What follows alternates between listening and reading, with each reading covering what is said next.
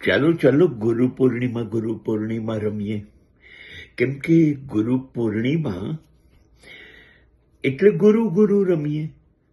આપણને હવે દિવસો ઉજવવાની ટેવ પડી ગઈ છે. Father's day, mother's day, sister's day, brother's day, wife day, husband day ઉજવે. ચલો ઉજવીએ. પણ ખાસ વસ્તુ એ છે કે આપણે સાચે કોઈના શિષ્ય થઈ શકીએ. હૃદયપૂર્વક આપણી જિંદગી કોઈના ચરણોમાં મૂકી શકીએ કે સાહેબ આને તમે કહો એમ ઘડીએ, આને તમે કહો એમ બનાવી દઈએ. આવું કરી શકીએ છીએ? એવું તો થતું નથી. હૃદયપૂર્વક ક્યારેય આપણે કોઈને સ્વીકાર્યા નથી. હા, કદાચ સ્વાર્થ હશે કે આ ગુરુના ચમત્કારથી કે એમની શક્તિઓથી કદાચ મારું આ કામ થઈ જાય કે પેલું કામ થઈ જાય. હા, તો આપણે ચાલો ગુરુ રમીએ એ શરૂ કરીએ. નહીં, મને બે માણસો બહુ જ ગમ્યા છે. એક જે કૃષ્ણમૂર્તિ અને બીજા ઓશો. આ બંને જણાએ એક સૂત્ર આગળથી આપી દીધું, અપ્પો દીપો ભવ. તમે પોતે જ તમારો દીવો બનો, તમારો પોતાનો પ્રકાશ તમે શોધો અને ફેલાવો, એમાં જીવો. સાચી વાત છે. આ લોકો પણ ગુરુઓ પાસે નહોતા ગયા, અથડાયા, કૂટાયા, રખડ્યા, દુઃખ અનુભવ્યું, પીડા અનુભવી, અને પછી અંતે પોતે પોતાની જાતે શોધી કાઢ્યું કે આમ કરીને જીવનને પાર પાડી શકાય. તમે જ વિચારો ને, બુદ્ધ અને મહાવીર કોને અનુસર્યા હશે?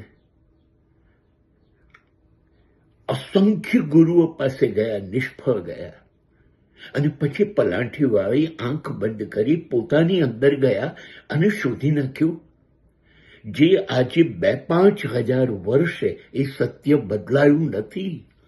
અદ્ભુત રહ્યું છે.